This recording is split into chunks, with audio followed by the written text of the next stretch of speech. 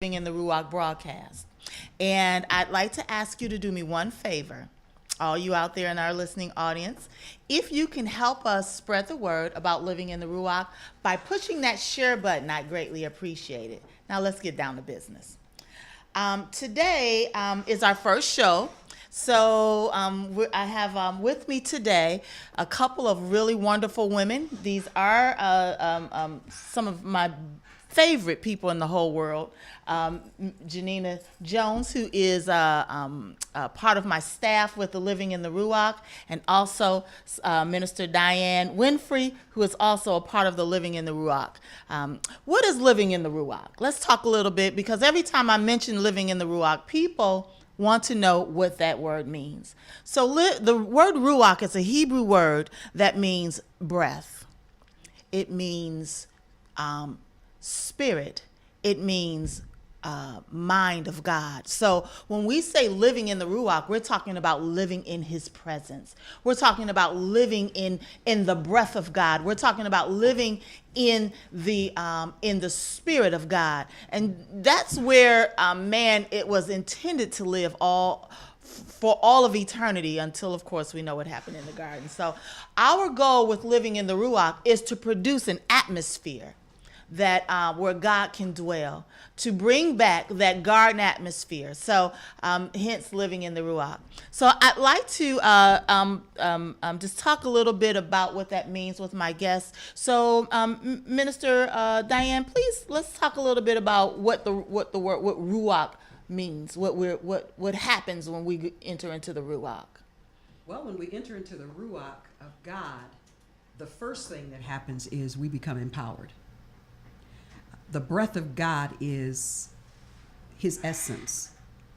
His presence is something that we cannot exist without. Mm-hmm. When we come before Him in His presence, I think that everything about us is exposed. Yes. And everything that is needed manifests in His presence. That's good stuff. Yeah, it's been a good experience for me every time I've had the opportunity to go into that holy place with Him.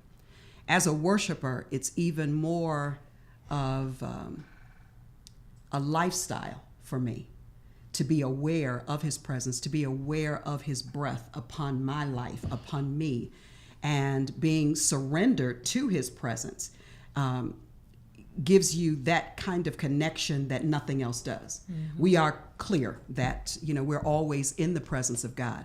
But I think that when we make ourselves aware, if that makes sense, that He is present and that He is with us, the breath of God, when He breathes on us, something changes. It has to. And we get rearranged and back into alignment with Him. We get clarity. We get direction, healing, and all of the necessities in order for us to advance His kingdom become manifest. So that's what living in the Ruwach is for me. So the good thing, and that's exactly what the atmosphere that our goal was to produce. Now, I am also, not only do we have this broadcast, but I am the CEO of Living in the Ruwach Holistic Wellness Center. And everything you just described is the goal of what we're trying to do and what we have been successful at producing in what we call our healing room. Right. And so what we understand is that when people come to us, let me just tell you a little bit about what the Living in the Ruwach Holistic Wellness Center is. Basically, we are a facility that focuses on women who have gone through some kind of, whether it's cancer or other chronic diseases, whether they're going through a traumatic or have gone through trauma in their life, or under what we call chronic stress, or in a transitional season in their life. Well, oftentimes there's no place to go in order to heal mind, body, and soul. So our body, soul, and spirit. And our goal is to produce a facility, or to have a facility where people can come and heal the whole man. and we've been able to produce that, and so it's been a beautiful, beautiful experience. I'd like to talk a little bit with our minister, Janina Jones. She's been such a blessing in terms of helping us to launch the vision of the Living in the Ruwach Holistic Wellness Center. She is one of our deliverance coaches. She's a minister. She also is a strong intercessor, and just basically my right hand. So I couldn't do anything of what I do without her. So she's been with us from the beginning with the Living in the Ruwach Holistic Wellness Center. So can you please talk a little bit about what people can expect when they come to the healing room? For me, my expectation of the healing room is a place of peace. It's actually a time when I refer to as sitting at his feet, because you can come in, you can lay everything out on the floor, and you can just leave it there, and you can expect God to minister to you. And that's what sitting at his feet is about. Taking the time and letting him minister into you instead of you constantly questioning and asking him for something. He knows what we need. We just need to let him give it to us. We need to open up our spirits and our minds and our souls so that he can minister unto us. And the experience is always a very intimate one. And that's what a lot of times when we are trying to do everything ourselves, when we're trying to always figure it out for ourselves, that's where we miss the mark. He's already told us the battle's not ours, it's his. Mm-hmm. So if we open up and allow him to minister unto us, he'll never guide us wrong. Exactly. So we just need to know and understand the Ruwach, the breath of God, the Spirit of God. As Pastor Sharri said in the beginning, that is where we were always meant to be. That's how we were always meant to live. But as we know, we were told we were born in sin. So we have to experience the other part of this life, this journey that we now have to walk. But we still need to remember this is where we should be, in the Spirit of God. In that intimate moment, he'll give us what we need. We just need to, he plants the seed and we need to water it. We need to let it grow within us so that we become the people that we were truly intended to be. Amen. Well, you know, Minister Diane has been such an integral part of us in the healing room, in the Living in the Ruwach Holistic Wellness Center. We've had several really successful healing room experiences, and I'm gonna tell you, we just had one Friday. Normally we go into the facility, into our wellness center, and we host events, and I wouldn't even call it an event because it's way past an event. Basically, we call it our healing room experience. And so let's just talk a little bit about that experience, because it's really difficult. People ask me, so what is the healing room? Which is a very important component of the wellness center. It is like our secret weapon. So it is where God shows up. So one thing that Minister Diane is she's a powerful, powerful worship leader. And when she opens her mouth, the Ruwach appears. It's the heavens open up, because she's so tapped into the presence of God, and she's so submitted and so sincere in her worship. And so when she opens her mouth during our sessions, God just kind of shows up, and the whole room shifts. So talk a little bit about that whole component of our healing room experience. Well, for me, it's just based upon relationship with him. I love him.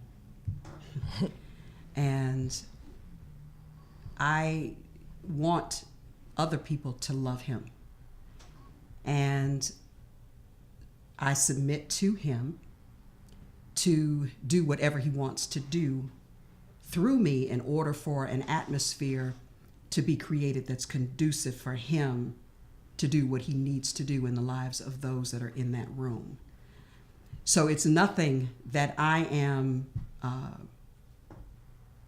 doing other than, as you said, submitting to him with a desire in my heart that he is experienced by everybody in the room and that they leave changed because they've had a close encounter with him. That's my greatest desire. To lead people into his presence and to give them the opportunity to experience him in his fullness. And what that means to me is, again, that they don't leave the same way they came. That they know beyond a shadow of a doubt that this was not just another service, but this was actually an encounter and an experience with the living God. And because I don't think that there is any more time left for us to just come together just for the sake of coming together as Christians. It's time now that we have those kinds of experiences so that we are made ready for his return, that we are so familiar with his presence so that when we are translated out of here, where we go to be with him is not a foreign place to us. And you know what's so important about that is not only when we translate out of here, but we want the Ruwach while we're here. Mm-hmm. Now, just to digress a little bit in talking about the Ruwach and our healing room experiences. Basically, what that is normally once a month. We bring women together under around a particular subject. This month, we will be doing a living in the Ruwach healing room experience with people who are experiencing unforgiveness. In previous months, we talked with women who had cancer. We did a grief recovery session. We also did a vision board healing room experience for women who were in transition. Mm-hmm. And whether they were retired, whether they were recently lost their jobs, but they needed to start their life over and they knew what they wanted to do, but they just didn't have a plan for their life. And this month, we are going to focus on unforgiveness. Right. It's called our Forgiveness Clinic. Yes. And the one thing I understand about unforgiveness is that it is us dragging our past into our present and into our future. Unforgiveness is nothing more than a feeling, an emotion that is a chemical reaction in our brain, and and that's what an emotion is. And a lot of times, what happens is when we rehearse and we rehearse and we rehearse the pain that we've experienced, we become addicted to that emotion. I mean, when people hurt us, it like sears in our conscience. Mm-hmm. It leaves a mark, a deep groove in our minds. And it's really difficult to just kind of shift from that because it's attached to a very, very strong emotion. Yes. And so part of what we try to do with people who are going through issues like unforgiveness is to train them how to shift, how to change the way they think, change the way they react, so that they don't have to produce in their future the same thing that they've produced in their past. We get 70,000 thoughts a day. And usually those 70,000 thoughts are nearly 90% of those are the same thoughts we thought yesterday and the thoughts that we thought the day before that. So having said that, we can pretty much ascertain that we know what our future will be. It will be the exact same thing as our past, Yes. because you can't be any greater than what you think. Right. And so unforgiveness hinders our future. Yes. It hinders our greatness. It hinders our purpose. It causes us to miss what God has intended for us. Mm-hmm. And the healing room experience is this particular experience will be this forgiveness clinic will be a 5-hour training or workshop helping people to understand the biology of unforgiveness, the psychology of unforgiveness, and the spirit of unforgiveness. Because unforgiveness not only affects us emotionally, it affects us physically, Absolutely. it affects us mentally and emotionally, and it affects us spiritually. And if we don't get the whole man healed, a lot of times we go to the doctor for treatment. Now, I don't know if people understand, but unforgiveness, unresolved issues in your life that we carry 5, 10, 15 years, sometimes a lifetime, it is the foundation to sickness and disease. Yes, it is.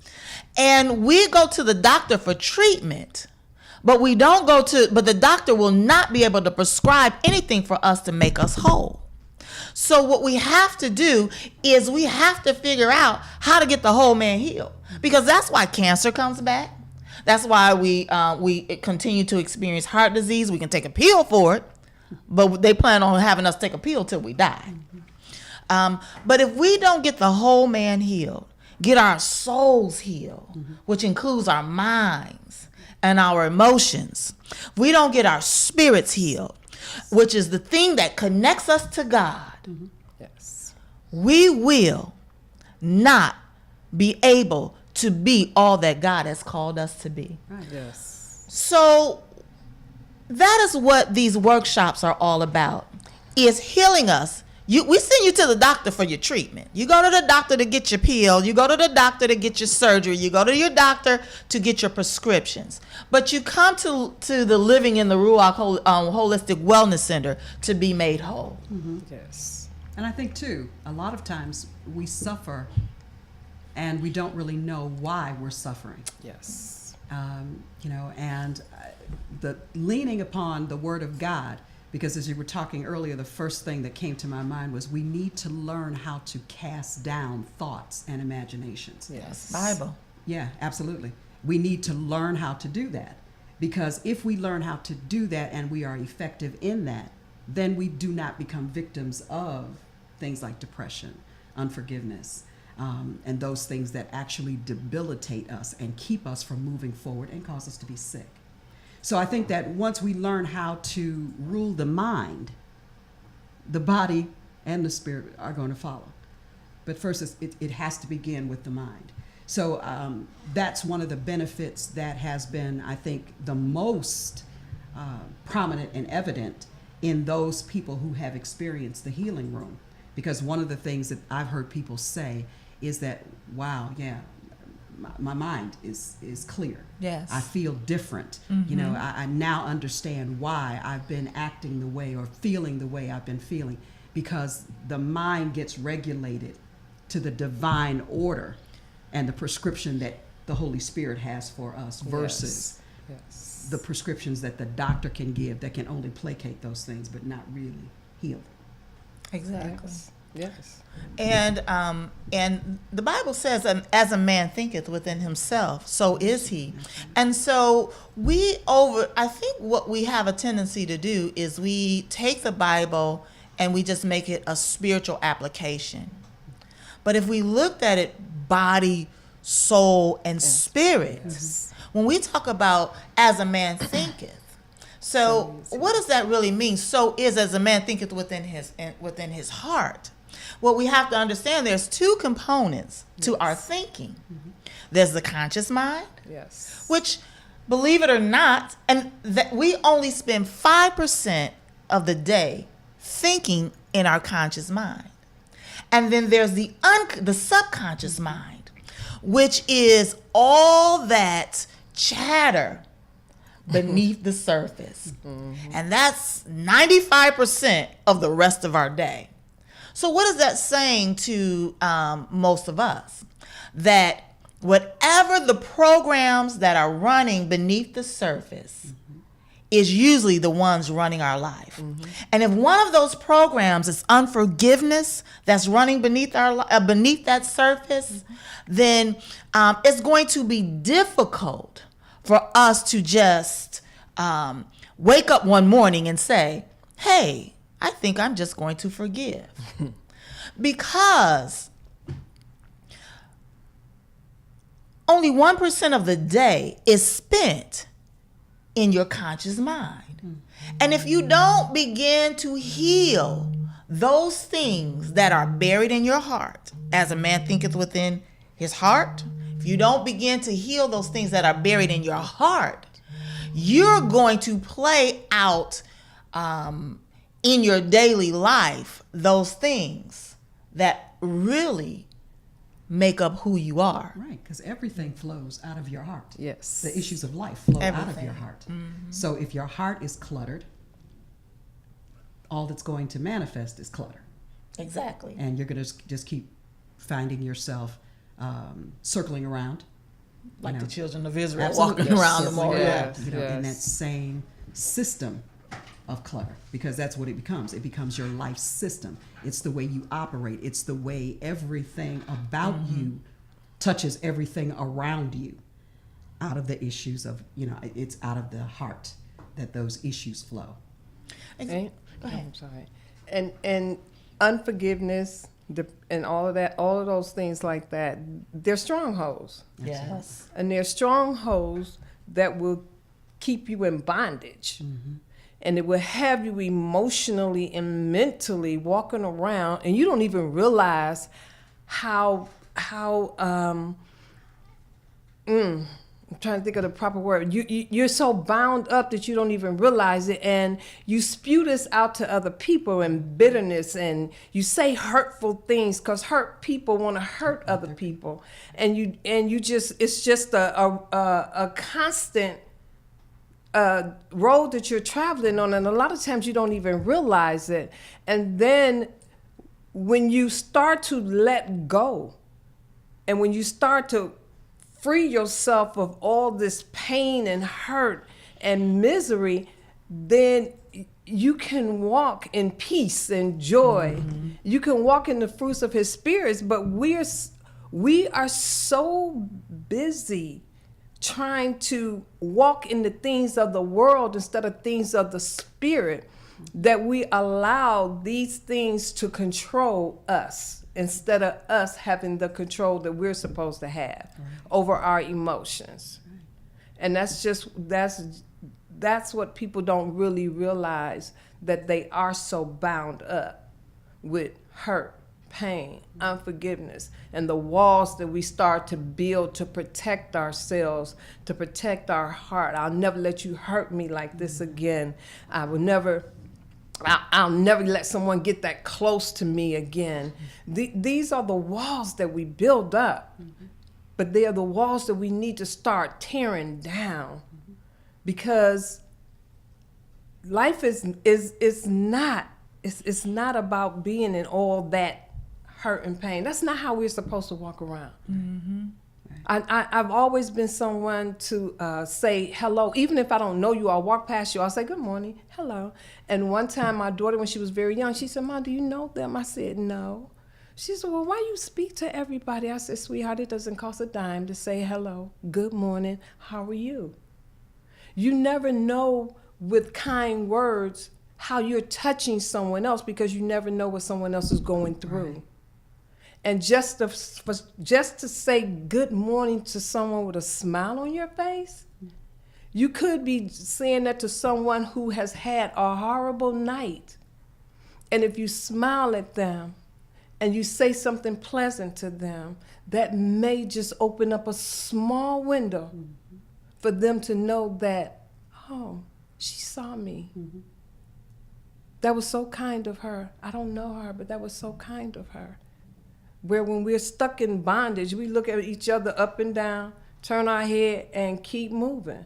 And when you do that to people, you leaving a residue. Is like, okay, was something wrong with me? Why she look me up and down like that?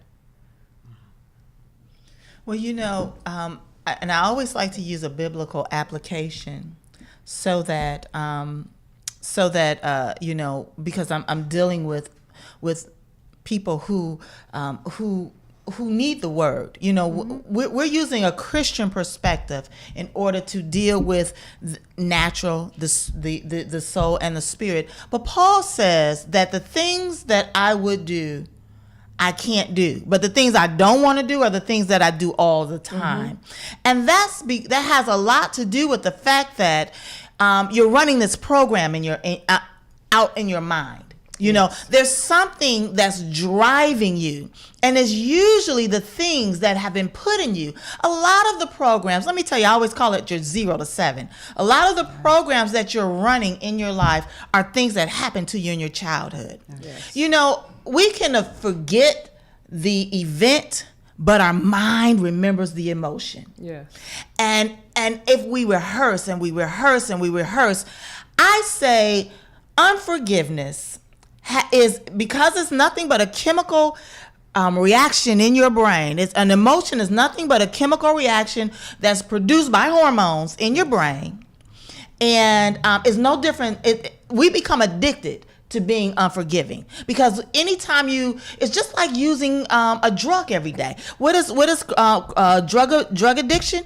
It's a chemical reaction in your brain. Yes. And so it's the same thing, and you almost have to use some of the same principles, some of the same techniques to overcome unforgiveness, bitterness, anger, resentment, the same way you have to use, same techniques you have to use to overcome a drug addiction.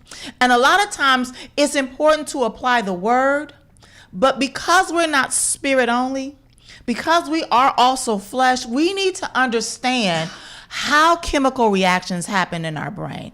We need to understand how unforgiveness becomes a part of our life, and what we need to do to actually transition and be made whole. See, we need our souls healed.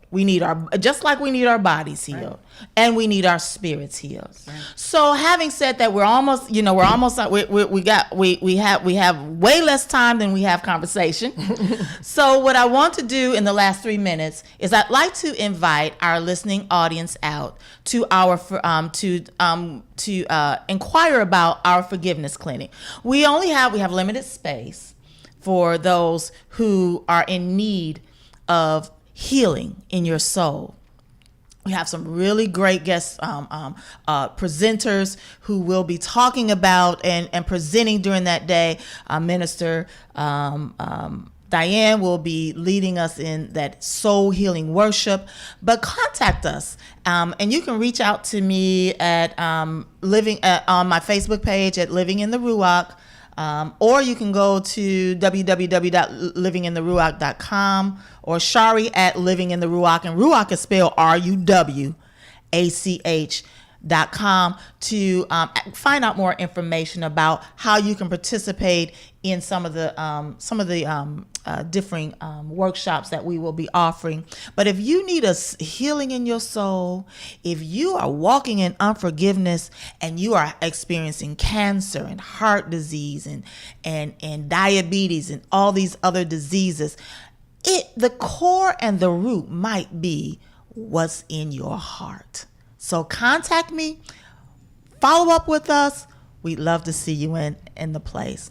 Thank you today for joining us for the Living in the Ruwach broadcast. We're here every Thursday at 12 o'clock.